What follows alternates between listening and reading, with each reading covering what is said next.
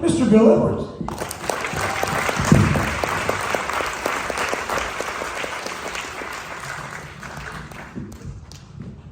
Good place, okay. So, 7 years ago this very night, Marley died. No. 7 years ago this very night, I stood on this stage and I received, even though I thought I was way too inexperienced, too young, they regarded me, I was happy about that, one of those, the Scott Joplin International Ragtime Foundation Award.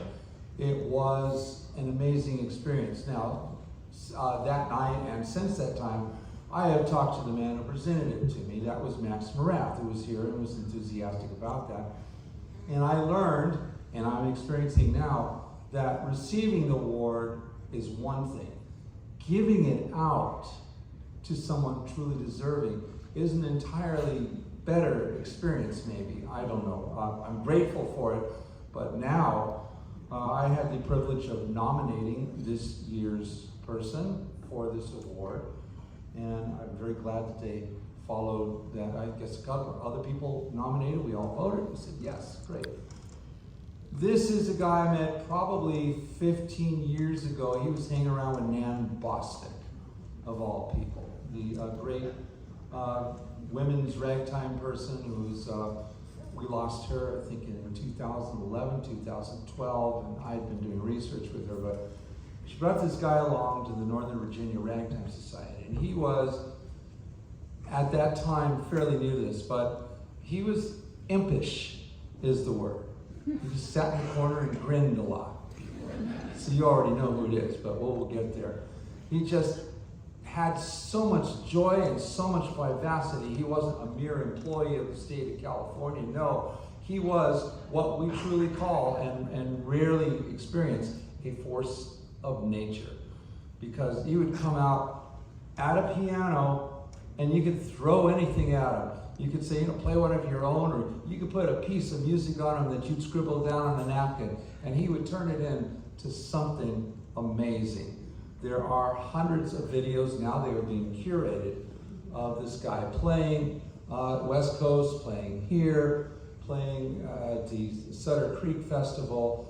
But more than that, he had this charm, and again, impish, but he liked jokes and all, but always the grin, and always, I'd like what you just played. I like that. Do you have a copy? Sure, I'll send it to you right away. And he would. And it's great. And you wanted to honor him. Can I buy one of your books? Sure.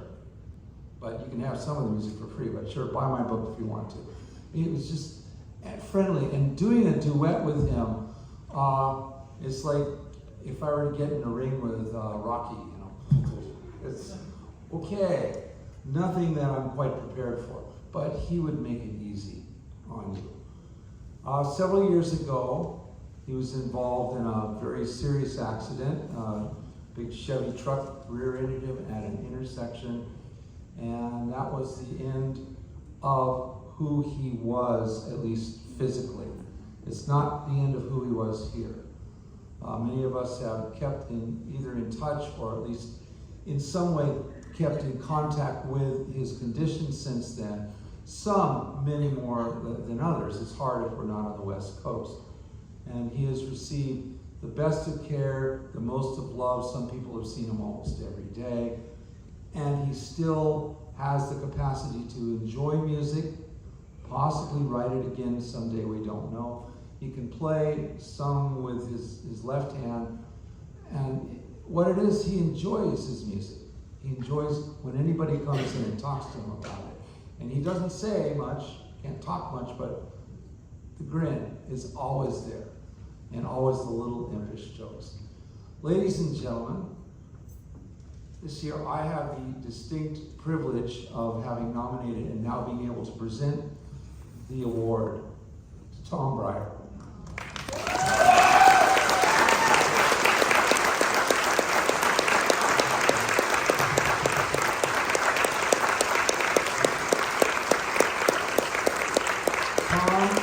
Tom is obviously not here, but somebody who sees him very often and brings the love from all of us to him is Warren Jennings.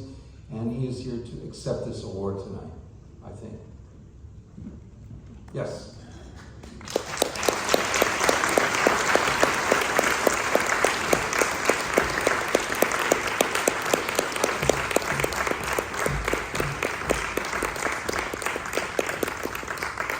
Okay, hello?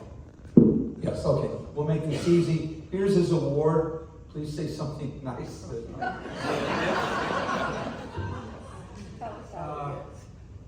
I think you've heard it expressed very well. Yeah, I've known Tom for many, many years. We have a special connection, my wife and Tom. They share the same birthday, October 3rd, and we've been having birthday joint parties for years before the accident and now after the accident. And we've had Tom, his family, bring him to our home for house concerts. He loves the music. He loves people coming to him and seeing him, and he's genuinely happy. It's what you described. Tom is always going to be Tom, regardless of anything else. Always good.